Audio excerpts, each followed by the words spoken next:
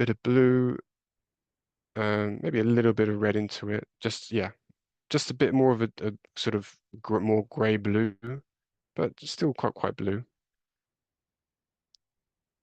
Just getting in like that. So leave a bit of white of the paper. Doesn't have to be, doesn't have to be, all gone in, all tucked in there, with color. You can just leave a bit of the white of the paper. Might even add in a bit of whatever that is, red. Just a bit of fun. Okay. And that's it. I don't care about that anymore. Moving on. That's one shape done. Um, Now we move down into the second shape. Now let's get a bit of that brown that we had, but very light tone. So there's quite a lot of water on my brush. Light tone, bring it in. Let's just not block it in.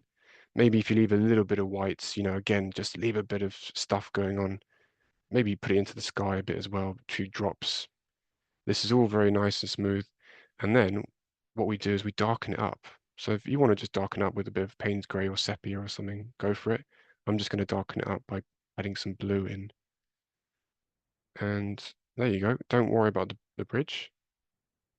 But remember, see how staccato I'm going, how I'm just getting these things in, leaving a bit of white bits, but we don't mind. We just keep on going. Now, see this red that we've got on the palette already mixed. It's a bit of an orange. Maybe I can add a little bit more quinacridone rose into it. Like that. Good to make it straight. And we can even bring it out down here for a little bit as well. Right. So let's just block in this next bit. This is still wet. That's good. Keep that wet, that line for a sec. Let's focus on this shape. And we have to think about this as well. But get a bit more of that. And just see, can we block this in? I might need a bigger brush. I was using my middle brush. Now I'm going to switch to the big one and just finish off these bigger shapes. Maybe a bit more yellow, especially as you come in to this side. Look at that, just really going for it. We're going to add some texture to it, wet into wet in a second. But just like trying to think more about how can you bring some sort of stronger color. So I'm going darker in tone. Can you see that? That shift in tone. And I'll naturally go darker in tone at the bottom.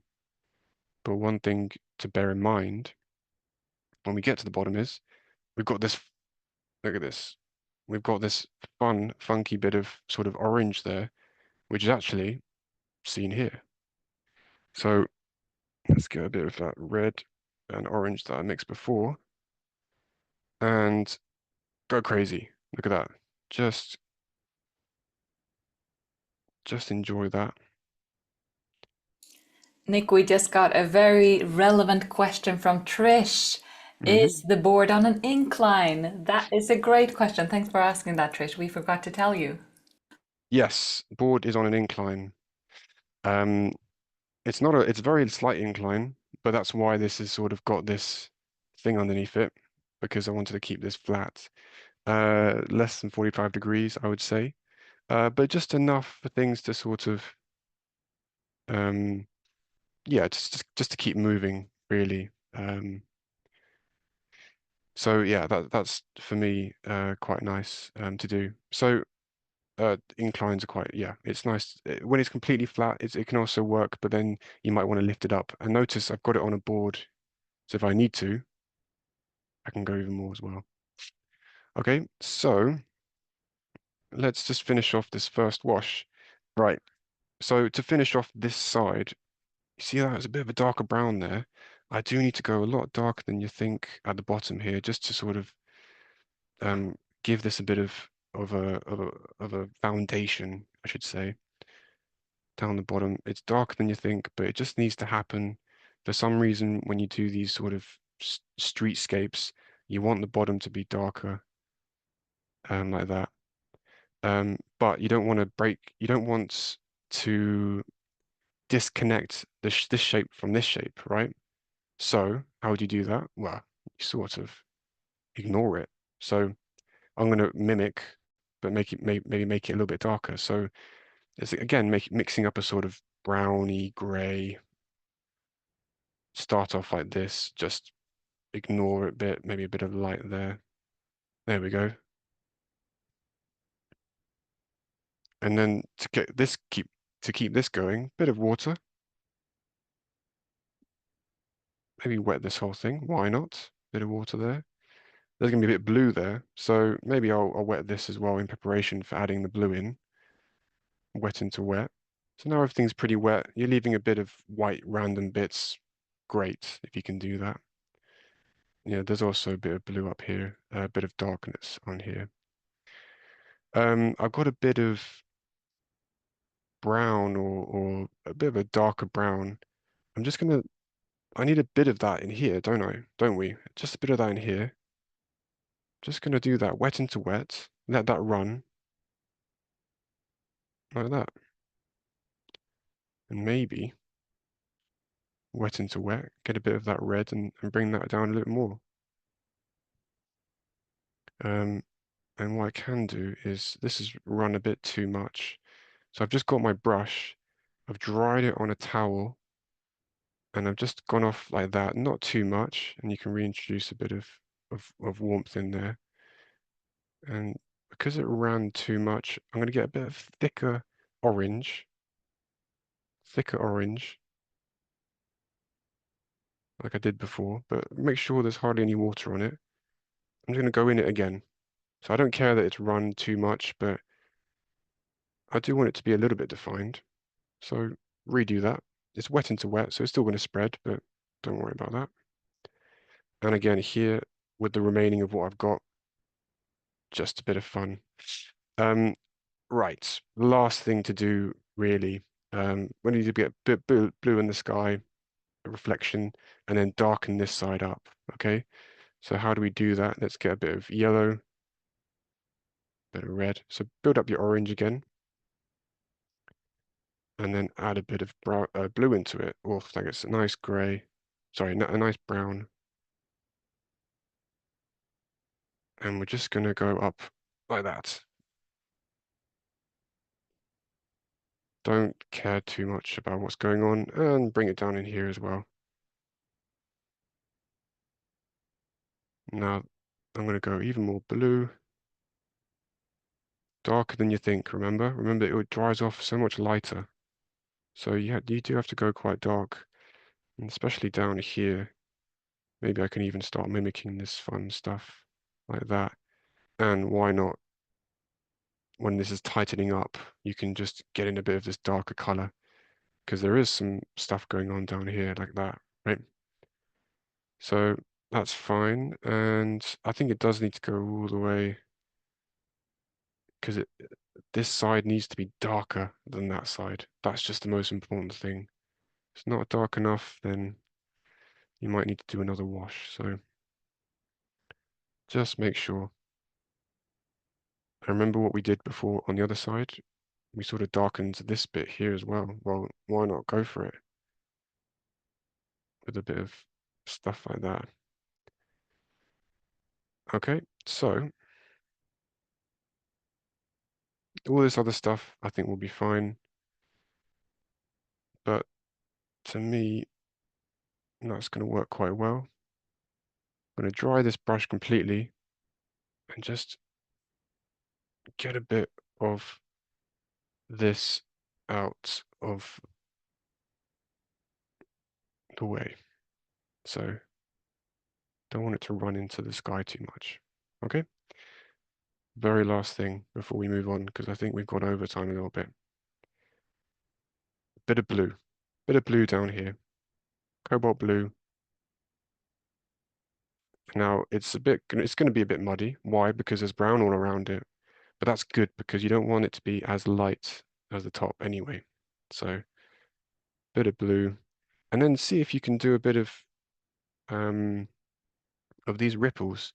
You can bring it up a bit, but then on the sides, do a few little ripples like that. And maybe even it comes up a bit more like that.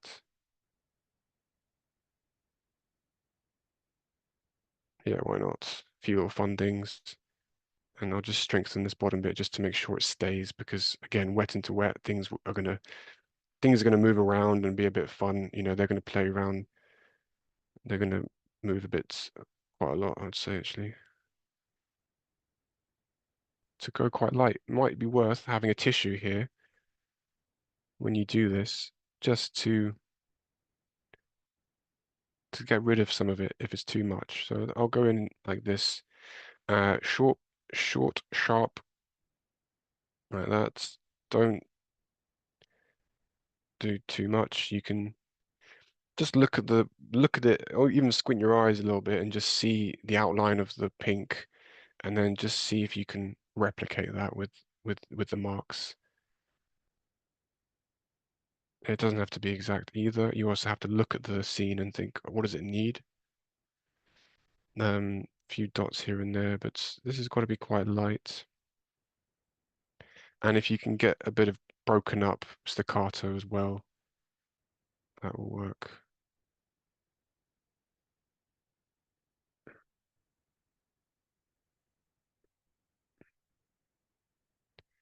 And then going to do it on the top of this red one as well. That red doesn't really come through, but I don't mind. Now, let's go in. There is actually a lot more of this red, so maybe we should keep going with the red with this and just while we've got it on our brush, let's just keep going. So I'm going to exaggerate and put a bit more on that top there. Bit of stuff going on there. Anywhere I can sort of look and see, oh, maybe I can pop a bit on there. That'd be fun. Yeah, that's all right for now. Okay, so now I'm gonna go and find a gray. So if you've got this sort of burgundy color or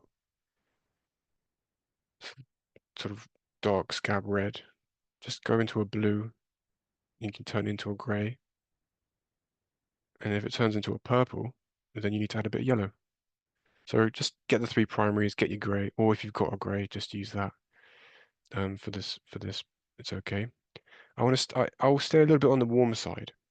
So a little bit on the warm side. And again, adjust how the tone. I've added a bit more water. I think I was going to go a bit too dark. Just adding a bit now, just a few bits because there are some grey bits on the top there.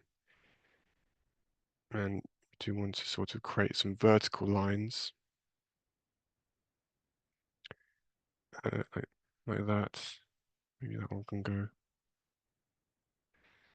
bits and pieces. Give it a dark like that. And that whole thing's pretty much done. I don't, you can a few little more dots just to make it a little bit busier, but honestly, that's pretty much done, and I'll get rid of that a bit. I don't want to do too much more, but we can keep going with this line here. Short, sharp. Short, sharp, fun, energy. Just go for it. Pop it on the paper and then see if you can leave it there. That's the challenge, really, to not overdo it. Going a bit more blue into it. I'm just going to try and darken it. You can go sepia or Payne's gray if you want to get a little bit more dark now, because remember, there should be a contrast between the back and the front. So pop that shadow in there, like that.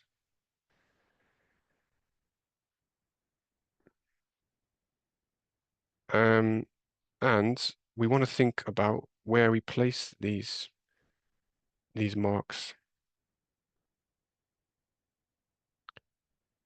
right? So the reason being, we want to create the feel that there are windows without really putting in all the windows, if you know what I mean. we're in some ways we're trying to be a bit lazy.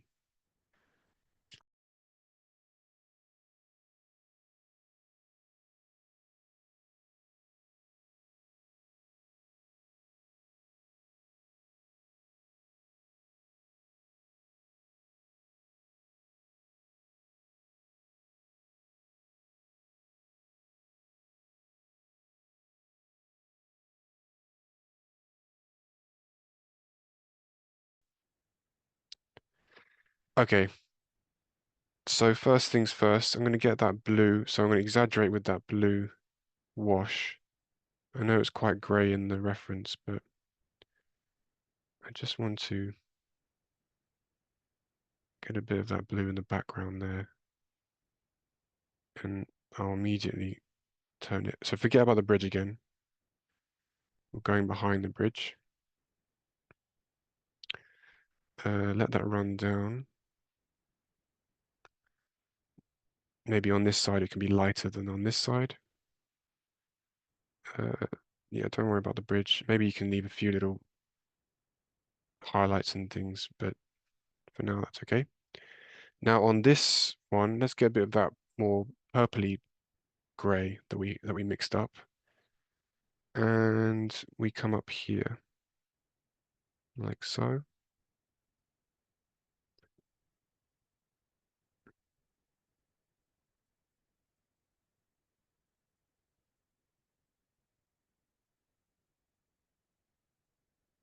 And I guess this does need to change a bit.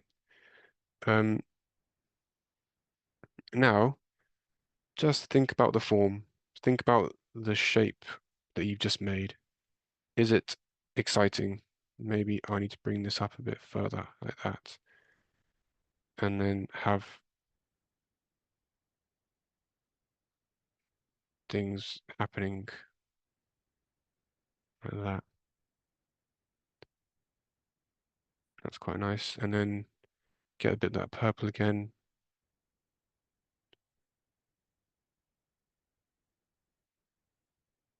I like it. I'll leave that.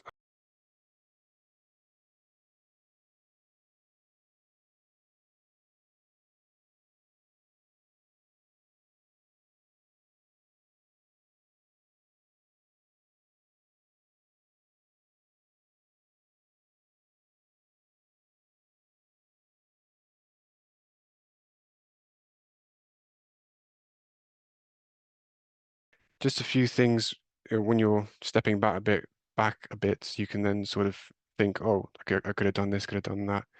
I might just do a light little squiggle here just to increase the shadow a little bit. But if you keep it sharp, it's fine. Um, and then this one, I sort of want to just do a bit of a few little marks up here, just to bring this shadow up a bit. Um, and maybe darken that. Last thing to do, the bridge. So a bit of darkness like that, and maybe underneath it as well. Nice and sort of indicated rather than really, really big. Bit of a better middle.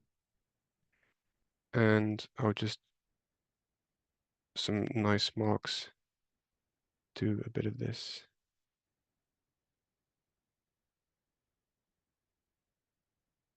So you've got a bridge, and then maybe there's some stuff connecting to it. There's a lamppost, and there's uh, maybe a bit of strength here at the back. You could go on, but maybe we shouldn't. So when you're looking at the composition and you're thinking about your painting, you do want to squint your eyes and get rid of some of the unnecessary detail that you might see. And squinting can help you to see the shapes more clearly And instead of thinking of it as like, oh gosh, there's a thousand windows here, a thousand windows there, a thousand windows there, you squint and then you look at the shapes and then you see and you break them down into those manageable pieces. So squinting is great. Another thing is looking in the mirror. I always look in the mirror. I do it in between washes. I do it before I when I draw things out and then before I start my first wash. I do it at the end of the painting. I am constantly looking in the mirror with my painting. I put it up to my chest and I look in the mirror and I see the values and this and the design in a different way. One thing that's important to note with your brain is that your brain is constantly giving you suggestions as to what it thinks should be somewhere. It's giving you, for example, with this boat, some of you might struggle with the perspective of the boat because your brain is saying to you, "Oh, that's a boat." And what is a boat? Well, a boat, if it's looking ahead of me, a boat will be like that, won't it? That's a boat, and your brain says that to you. Okay, that's the shape of the boat as it should be. Whereas we know that because we're looking at it at a perspective in this way, you've actually got to cut that out and bring it far more of an acute angle. Maybe that's a bit of an exaggeration, but you can see the difference, and that creates the perspective. Um, and some things um, your brain will tell you are is a boat, and some things that you have to fight against. And the best way to do that is to look in the mirror. So for me, that's really important to say that I use the mirror as a useful tool because it just breaks that the power of the brain, and you look at it simply as a shape. You forget what it should be, all that stuff, and you can see the values differently. So that's important. Now, arranging your shapes, important to arrange shapes in the right way. I see in some of the examples that you you might, because we're copying this in a quiet way, in a quite faithful way, you might get some of these shapes in the right area. But what I would urge people to do is just to establish where this main bit will be within their painting. That's the sort of halfway line. Maybe the horizon line's a bit higher. But this area is the main focal point. And in this area, maybe I could even pop in the bridge just to, you know, show you what I mean by this area. This is where you want the most interesting things to happen. So what would that be? Well, that would be the shadow in the background falling upon it, falling, you know, sort of falling in the behind it. Maybe there needs to be the boat. Maybe it needs to relate and be closer to this box. Maybe it needs to be on the edge, just to have, just to arrange it. And remember in the session I said, oh, I could have put it further forward, but it's okay. And I think it's just about works because it connects a little bit to this line, and it's sort of working um, quite well. But I just want you to understand that arranging your shapes is an important thing to do. Now, one other thing with composition is think about your straight lines. I see some lines not being so straight. They happen to be a little bit wonky, a bit off. And when you're doing architecture, you want to have quite confident straight lines in places that you need to have them, and think about your verticals. Put it in the mirror. Make sure that you have a vertical line because it really does make a difference. I saw some examples of your paintings where the lines were a bit off, and it's very easy to forget about when you've got so much to think about in your painting. Um, I think it's important to just check that before you start. You know, check your sketch. So is that working for me? Are they straight? Are things straight when they should be? Are they diagonal when they should be? And that kind of thing. Um, and another thing, if you want to simplify your objects in these bigger shapes, because you do want to adjust the big shapes. We had one, two, that's a big one, three, four, five big shapes there. Five big shapes. Um, and then yes, okay, the boat's another shape. The bridge technically is another shape, although I would just consider it within this main area. Um, five main shapes. You need to populate them in the right way. Get these shapes right, and then think about, okay, windows. Try and make the busy, the try and make the smaller shapes more in where the focal point area is. Um, so for example, with this side here, this shape here, you have rows of windows. And I saw that quite a lot of people did it really well, adding in the windows in the right way. But just give yourself those support lines, like so. Actually, that's a bit too, that's wrong, like that. And then build the windows along them. And you saw that I was quite relaxed, especially in more of a quicker sketch or quicker painting. But you want to create the darker ones closer to the focal point. And then when you get to the outsides, make them lighter, make them more spaced out. Maybe they're just suggestions. And then I'm just going to squiggle. You have things happening closer to this area and less things happening further away. Not to say that everything needs to be, very light in the outskirts. There can be some strength that leads into it. For example, like bottom right corner can be a little bit stronger with the shadow. It's a nice lead in. But I think that's all I want to talk about with composition. And we go far more in depth into it in the second one. So um, now we need to think about tone. So this is where we get the brush out.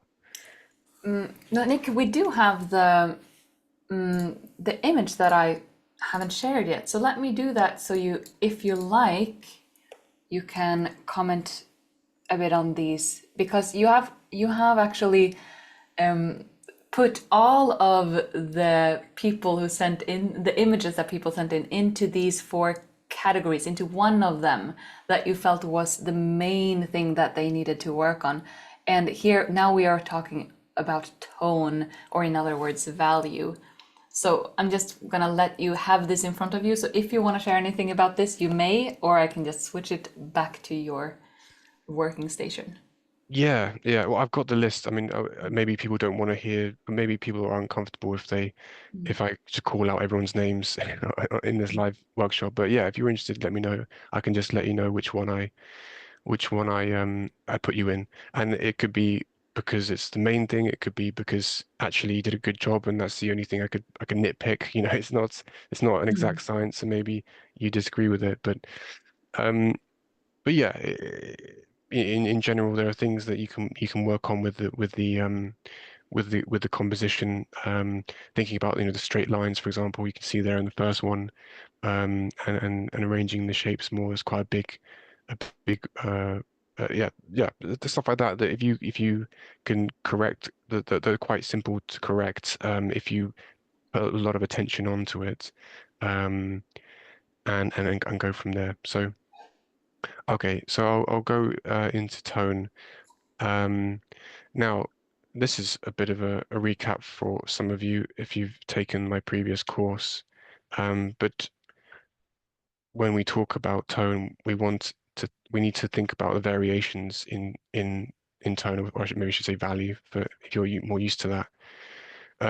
And you want to have the darkest darks and the strongest lights um, on the paper. And maybe if you want to practice this, you've got some scrap paper, and especially if you feel that you aren't getting the full variation in tone, I really want you to try and do exercises like this where you get the darkest dark. It can be any color. It can be yellow if you want. And color has changes in tone. You can have a very strong value of yellow and you can have a very light value. Um, and it's so important to get all of that variation within your wash. So if you're not adding enough strength, you know where to go. If you're adding too much strength, you know where to go. Um, and see these runs, if I bring this up and just let that run, let's say maybe I'll do it with a different color, uh, and I'll do the opposite. So what I did in the first one was I added clean water and I progressively added more dark. And this is very cheap paper, this one here, so it's not gonna be the best shifts, but maybe you guys don't have the most expensive paper and this is more useful for you, some of you. So that's one way of doing it, from adding clean water and then adding in variation in tone. Now we go the opposite. So we add the thickest dark in. I'm going to bring it up really quite thick at the bottom there. And then I'm going to add water into it. So just clean water into it like this and see what it does. And if you're not used to that, and we did go through it in that first course, we did try and create stuff like this, where you're just seeing what happens on the paper. And can you see those interesting marks that are being made? That's where you get the fun and the joy. So not only do you want to have a variation in tone from light to dark, you want to go from thickest pigment to lightest water and enjoy the interaction of the two. Um, because it's all good and well just having, I sort of did that with this one, but it's all good well having a sort of very smooth transition. But sometimes in some of the examples, you saw people try and do that, and they worked with it. And see that running down now, that's taking control. And that's what we want to try and get to when we think about changes in tone.